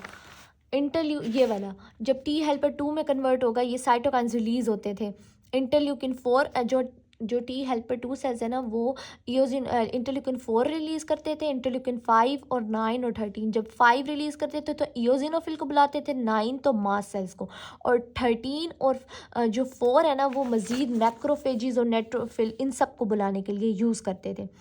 ये आपको पता होना चाहिए, और क्रोमोसोम नंबर 5 पे होता है, बस ये रीड आउट कर लेना, इसको हाईलाइट कर लेना। अच्छा, अब क्या होगा, अब आपके पास एक और नई बात आ जाती है। कुछ ऐसे हमारे पास एनाफेलेक्टॉइड होते हैं रिएक्शंस, जो कि उसमें आईजीई बड़ी भी नहीं होती, लेकिन उसमें इयोजिनोफिल और मास सेल्स बड़े होते हैं, तो वो हाइपर सेंसिटिविटी टाइप 1 नहीं होते। मतलब कि हमारे पास हाइपर सेंसिटिविटी तो है एनाफाइलेक्टिक रिएक्शन जिसमें एलर्जी हो रही है, उसमें आईजीई ज़्यादा है, जिसको आईजीई मेडिएटेड कहते हैं। मास्ट सेल्स और बेसोफिल भी ज़्यादा है, लेकिन वो कहते हैं कुछ ऐसे रिएक्शन होती है, ये ऐसे एज एमसीक्यूज देख लो कि एनाफाइलेक्टॉइड रिएक्शंस भी होते हैं जिसमें आईजीई ज़्यादा नहीं होती, लेकिन मास्ट सेल्स और बेसोफिल ज़्यादा होते हैं। बस इतनी सी बात है। यहाँ तक हमारा डन हो गया। अब मैं नेक्स्ट लेक्चर स्टार्ट करी हूँ और आगे आपको रीज़न पता चलेगी, बल्कि नेक्स्ट लेक्चर क्यों यहीं पर ही बता देती हूँ। व्हाट इज़ एटोपी, एटोपी क्या है, और ड्रग हाइपर सेंसिटिविटी, इसके बारे में बताती हूँ ताकि हमारा सारा एक ही टाइम वाइंड अप हो जाए। एटोपी स्टार्ट करने से पहले ना मैंने आपको यहाँ पर अल्फ़ा गाल के बारे में बताना था। तो ये भी कुछ लोग ना ऐसे होते हैं जिनको ना डाइगैलेक्टोसाइड से एलर्जी होती है, जैसे पोलन्स हो गए, जैसे ड्रग्स हो गए, बिल्कुल सेम एग्जैक्टली उनको डाइगैलेक्टोसाइड। अब ये कैसे उनकी बॉडी में आता है? सबसे पहले ना उनको ना एक टिक होती है हमारे पास, इंसेक्ट टाइप ही है वो, अगर उनको ना काट जाए तो ना उनको काट जाता है और उनकी बॉडी में ना डाइगैलेक्टोसाइड रिलीज़ कर देता है उसकी टिक में, वो इंजेक्ट कर देता है। तो उसके खिलाफ IgE वो सेंसिटाइज हो गए, एक बार वो इंसान सेंसिटाइज हो गया। अब ना आपको पता है हमारे ना जो गोश्त होते हैं, रेड मीट खाते हैं जो कि बीफ वगैरह खाते हैं, उनमें ऑलरेडी डाइगैलेक्टोसाइड होता है। अच्छा पता है, अब सेंसिटाइज तो हो गए, आईजीई बनी हुई है मास्ट सेल से। अब जैसे ही वो बंदे गोश्त खाएंगे ना, वो रिएक्शन शो हो जाएगा, फ़ौरन ही उन बंदों को वॉमिटिंग, सांस में मसला, शॉर्टनेस ऑफ ब्रीथ, हाइव्स शुरू हो जाएंगी, स्किन का मसला होना शुरू हो जाएगा। मतलब वो आप गोश्त नहीं खा सकते क्योंकि वो एलर्जी हो गया। अच्छा मेरा एक क्वेश्चन था मेरी मैम से, मैम के अगर फॉर एग्जांपल मेरा, मैम ने मुझे शाबाश भी दी थी इस पर। तो ना मैम मैं जब मतलब इम्यूनो का हमारा सेशन होता था, तो मैम से मैंने क्वेश्चन किया, मैम कि ना अगर फॉर एग्जांपल उस बंदे को टिक बाइट नहीं खाई और उसने मतलब नहीं काटा और वो मतलब वैसे ही गोश्त खा रहा है, उसमें डाइगलेक्ट, तब भी क्या उसकी सेंसिटाइजेशन होती है? तो मैम कहती थी नहीं, बेसिकली ना टिक में कुछ ऐसी चीज़ होती हैं कि जो वो डाइगलेक्टोसाइड इतना रिलीज़ करता है कि वो सेंसिटाइज हो जाती हैं, जिसकी वजह से। तो मतलब कुछ लोग इसके लिए भी ऐसे समझो इससे भी एलर्जिक होते हैं, इसकी बॉडी हाइपर सेंसिटिव ओवर एग्जैग्रेट करती है, हालांकि इतनी बड़ी बात नहीं होती लेकिन ओवर एग्जैग्रेट रिएक्शन शो करती है। अब इसको कहते हैं अल्फ़ा गाल। अच्छा अब नेक्स्ट हमारे पास है एटोपी। मैं दूसरा लेक्चर स्टार्ट करी हूँ, लेकिन आज सुनो यहीं पर क्योंकि इसी का ही पार्ट है, तो बड़ा मज़े का। अब आपको रीज़न पता चलेगी कि ऐसा इन बंदों में क्यों हो रहा है। तो मैंने आपको जैसे बताया था ना, ये स्टोरी की तरह याद करो इस टॉपिक को, तो ये ऐसे ही बन जाएगा आपके लिए। ओके स्टूडेंट, अब हम स्टार्ट करें एटोपी। जैसे हमने पढ़ा था ना हाइपर सेंसिटिविटी टाइप 1, अब उसकी रीज़न पता चल रही है कि ऐसा क्यों हो रहा है, टाइप 1 क्यों हो रही है, ऐसे जेनेटिकली ऐसा क्या हो रहा है कि आईजीई वो बंदे ज़्यादा बना रहे हैं, मतलब उनमें आईजीई ज़्यादा बन रही है। तो हमारी बुक कहती है कि या तो उस बंदे में फैमिलियल प्रीडिस्पोजिशन है, मतलब फैमिली हिस्ट्री है कि उनकी आईजीई ज़्यादा बनेगी, उनके टी हेल्पर 2 ज़्यादा एक्टिवेट होंगे, वो ज़्यादा मास्ट सेल्स बनाएंगे, वो ज़्यादा जो है ना, और उसके बी सेल्स जो हैं वो क्या करेंगे, वो आईजीई एंटीबॉडीज़ में क्लास स्विचिंग ज़्यादा करेंगे, मतलब जेनेटिकली है।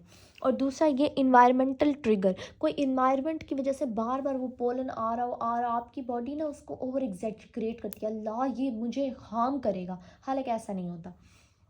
तो इसमें क्या होता है, बाज़ औक़ात आपके बैरियर का इशू भी आ सकता है, या आपके एलर्जन अपटेक या प्रेजेंट या एपीसीज जो है ना, एंटीजन प्रेजेंटिंग सेल्स, वो खुद उनमें मसला है, वो उसको एज अ पैथोजन दिखा रहे हैं कि भाई टी सेल्स हमारी बॉडी में ना पैथोजन आया है, मतलब उसने ओवर एग्जेजरेट किया हुआ है, उनमें मसला हो सकता है, या टी सेल्स में मसला हो सकता है, या फिर आपकी बॉडी ही बहुत सेंसिटिव है उस एलर्जी के खिलाफ, कोई भी रीज़न हो सकती है। अच्छा ये तो हमने पढ़ा हुआ था, एटोपीज एसोसिएटेड विद आईजीई, उसमें आईजीई ज़्यादा होती है क्योंकि टी हेल्पर 2 सेल्स भी ज़्यादा बन रहे हैं, क्योंकि जो हमारे टी हेल्पर सेल्स हैं ना, CD4 पॉजिटिव टी सेल्स, वो टी हेल्पर 1 में भी कन्वर्ट हो सकते हैं, 2 में भी और 17 में भी। लेकिन जो हाइपर सेंसिटिव पेशेंट है ना, उनमें क्या होता है, उनमें टी हेल्पर 2 ज़्यादा बनेगा, मतलब वो ज़्यादा होगा।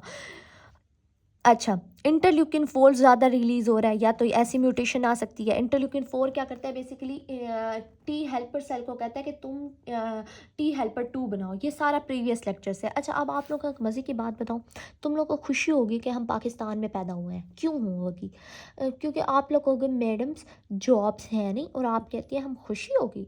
फ़र्स्ट ऑफ ऑल हम मुसलमान मुल्क में रहते हैं। दूसरी बात, दूसरी बात, आज आपको रीज़न पता चलेगी, हम बंदों में इतनी हाइपर सेंसिटिविटी टाइप 1 नहीं है जितनी हमारे यूरोपियन कंट्रीज़ में है। लाइक अमेरिका हो गया, लाइक लंदन हो गया, लाइक पेरिस हो गया, इन सब में बहुत ज़्यादा है। यूनाइटेड स्टेट्स में क्यों ज़्यादा है, आज आपको उसका राज फाश होने वाला है। वो कहते हैं 40% of people in United states, उनको वो क्या है, एटॉपिक डिसऑर्डर की एलर्जी होती है, उनको एस्थमा होता है। क्यों होता है, हालांकि उनका इन्वायरमेंट इतना क्लीन है।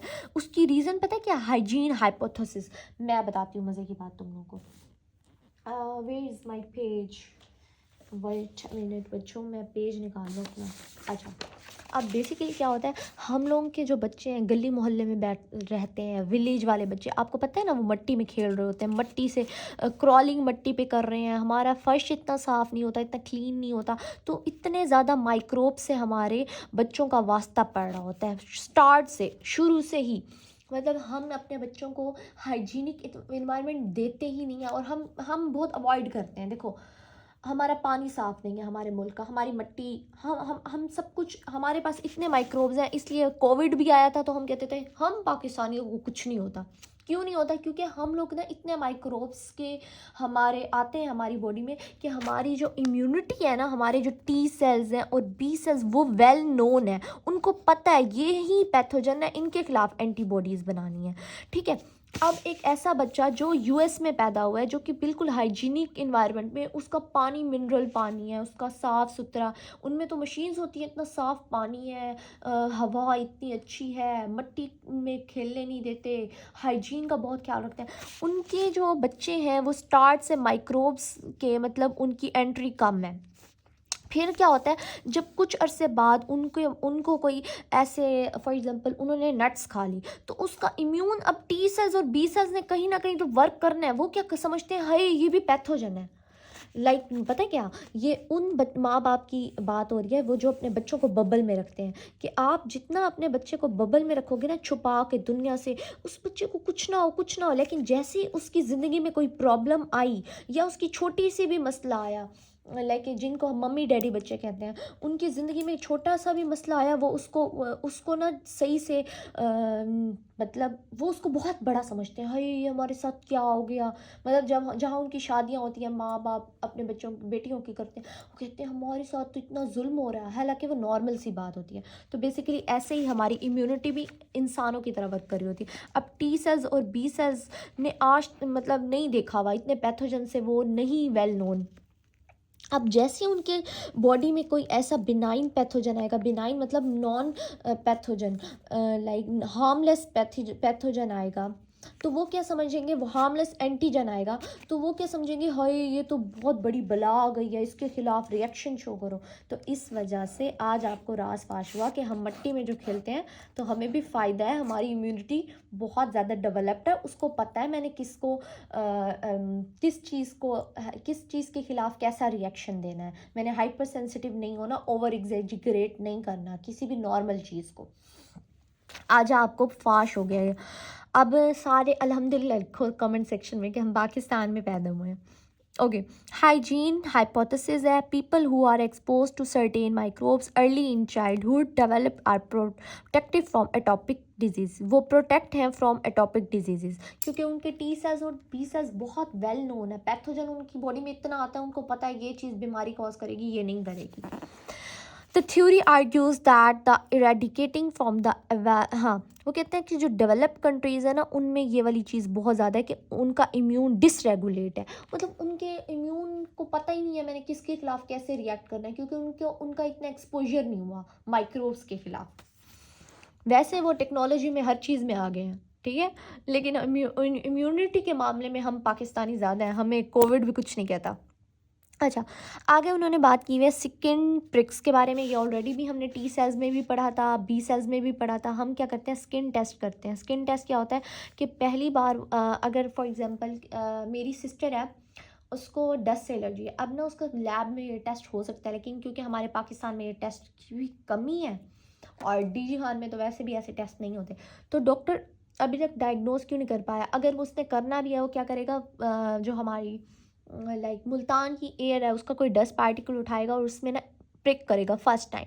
अब फर्स्ट टाइम क्योंकि बॉडी सेंसिटाइज हुई भी IgI, अगर फर्स्ट टाइम हुआ ना तो रिएक्शन शो नहीं करेगा, लेकिन जैसे ही सेकंड टाइम वो एंटीजन दोबारा प्रिक करेगा ना तो वो यहाँ लाल लाल हो जाएगी, स्किन पे एलर्जी होना शुरू हो जाएगी।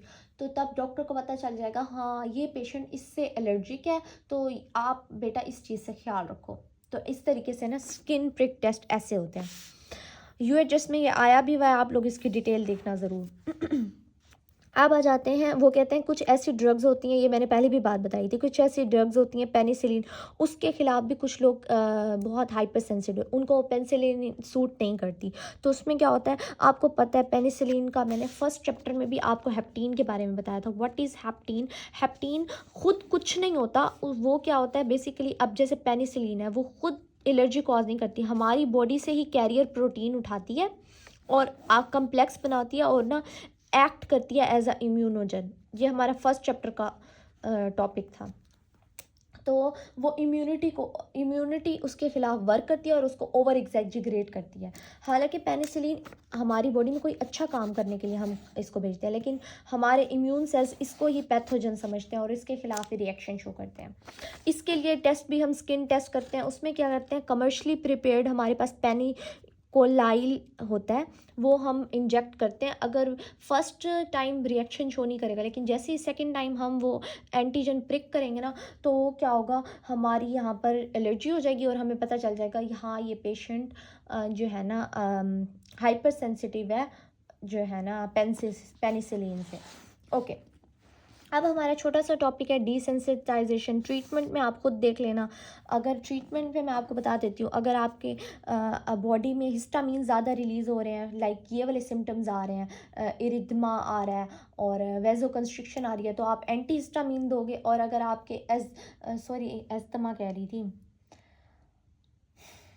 पता नहीं क्या बोल रही हूँ। देखो, अगर मैंने पहले भी बताया, अगर आपकी जो है ना बॉडी में वेजो डायलेशन ज़्यादा है, एडिमा ज़्यादा है और इरिथमास हैं, तो फिर आप एंटी हिस्टामिन दोगे। लेकिन अगर आपकी बॉडी में ऐसे सिम्टम्स आ रहे हैं लाइक एस्थमा हो गया उस पेशेंट को, तो आप एंटी ल्यूकोट्राइन्स दोगे। मतलब इससे रिलेटेड ये आप खुद रीड कर लेना, इतना इम्पोर्टेंट नहीं है, वैसे आता भी नहीं है इतना। ओके अच्छा जी, अब हमारे पास क्या है, डिसेंसिटाइजेशन। व्हाट इज़ डिसेंसिटाइजेशन, इसको देखते हैं। इसमें दो हैं, एक्यूट है और क्रॉनिक है। उसके बाद हम टाइप 2 स्टार्ट करेंगे इंशाल्लाह। ये आपको ना बहुत मज़े की बात है, ये एक लिहाज से ट्रीटमेंट में ही आ जाता है। अब क्या होता है कि आपको एक मज़े की बात बताती हूँ मैं तुम लोग को, ये भी स्टोरी है। देखो, हमारी ना फितरत का एक कानून है, बिल्कुल हमारी बॉडी भी वैसे काम करती है।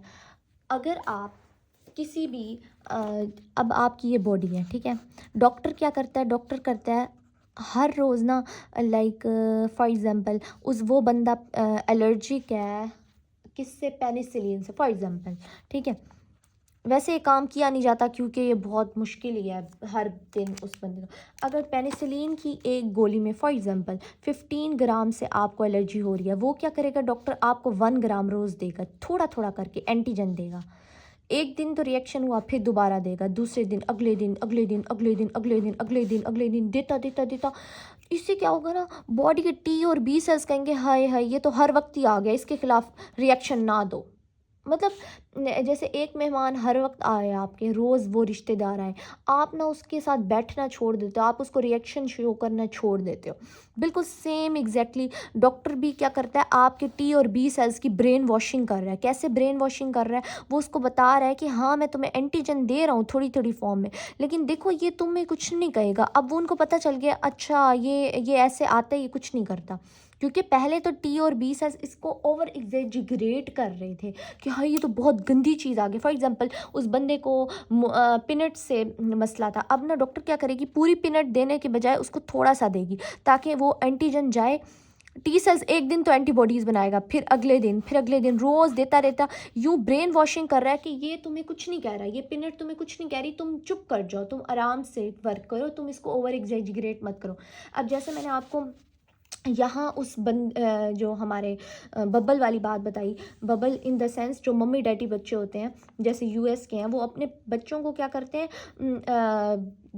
जो है ना माइक्रोब से बचाते हैं। लेकिन जैसे ही, या ऐसे समझो ऐसी बच्ची जो कि माँ बाप में बड़े प्यार उससे पाला है, लेकिन जैसे ही सांस वगैरह से मिलती है तो इन द सेंस ऐसे कह सकते हो कि वो मसलों का हल नहीं निकाल सकती, तो मतलब बबल में नहीं रखना। तो इसी तरीके से डॉक्टर भी यूँ ब्रेन वॉशिंग कर रहा है, थोड़ा थोड़ा करके हर प्रॉब्लम से फेस करा। अगर आपने अपने बच्चे को निकालना है ना उस बबल से, तो उसको थोड़ी थोड़ी प्रॉब्लम्स फेस कराओ, ताकि वो ना बड़ी प्रॉब्लम, छोटी सी प्रॉब्लम्स को बड़ा मत समझे। सेम एग्जैक्टली डॉक्टर ने भी उसका ब्रेन वॉश करना है इन टी और बी सेल्स का। इनको बताना है कि ये जो पिनट है ये तुम्हें कुछ नहीं कहेगा, थोड़ी थोड़ी फॉर्म में रोज़ देता रहेगा, लेकिन ये एक एक्यूट सेंसिटाइजेशन है। जैसे ही डॉक्टर ये काम करना छोड़ेगा ना, मतलब रोज़ एंटीजन देना छोड़ेगा, लेकिन जब कुछ अरसे बाद वो पिनट दोबारा जाएगी, दोबारा टी और बी सेल्स उसको ओवर एग्जैजरेट कर लेंगे।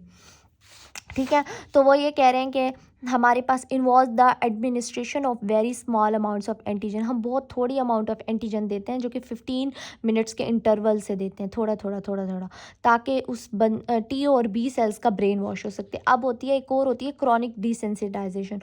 उसमें क्या करना है, उसमें ना हर वीक, ये ना मतलब काफ़ी बड़े अरसे के लिए हम ब्रेन वॉशिंग कर रहे होते हैं टी और बी सेल्स की, मतलब उसको एंटीजन दिखाते हैं ताकि ना वो ओवर एग्जैजरेट करना कम कर दे।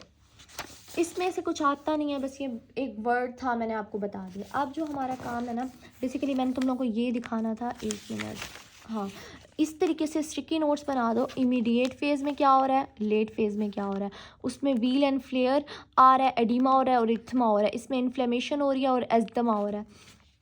थोड़ा सा आप लोग ना अपने, ओहो ये स्टिकी नोट से नज़र नहीं आ रहे, सॉरी सॉरी, आज पता नहीं मुझे क्या हुआ है। हाँ, इमीडिएट और लेट फेज़, ठीक है। इमीडिएट फेज़ कितने मिनट्स बाद होता है, लेट फेज़ कैसे होता है, इसमें व्हील एंड फ्लेयर आ रहा होता है, मतलब एडीमा हो रहा होता है, एरिदमा हो रहा होता है, और इसमें इन्फ्लेमेशन और एस्थमा हो रहा होता है लेट फेज़ में। और इमीडिएट फेज़ के जो प्री फॉर्म मेडिएटर्स हैं वो कौन से हैं, मैंने ऑलरेडी बताया, हिस्टामीन था, सेरोटोनिन था, और स्लो रिएक्टिंग इओसिनोफिल कीमोटैक्टिक फैक्टर ये था। और जो हमारे पास लेट फेज़ में मेडिएटर्स आ रहे थे वो हमारे पास स्लो रिएक्टिंग सब्सटेंस आ रहा था, ल्यूकोट्राइन्स आ रहा था, प्रोस्टाग्लैंडिन्स आ रहा था, और प्लेटलेट एक्टिवेटिंग फैक्टर वो लिख लिया करो। उसके बाद हमारे पास कुछ एग्जांपल्स है, फूड हो सकता है, पोलन हो सकता है, लेटेक्स रबर हो सकता है, इंसेक्ट वेनम हो सकता है, और अल्फा गाल हो सकता है, टिक हो सकता है, और सिस्टेमिक एनाफिलैक्सिस भी हो सकता है। तो मतलब आप स्टिकी नोट्स पे थोड़ा सा बना लोगे तो आपके लिए ईजी हो जाएगा फ्लो चार्ट में। अब हम स्टार्ट करते हैं hyper sensitivity type 2, which is very very easy, इतना मुश्किल नहीं है, लेकिन इससे बहुत सारे क्वेश्चंस आते हैं। अब मैं आपको वो एक्सप्लेन करती हूँ।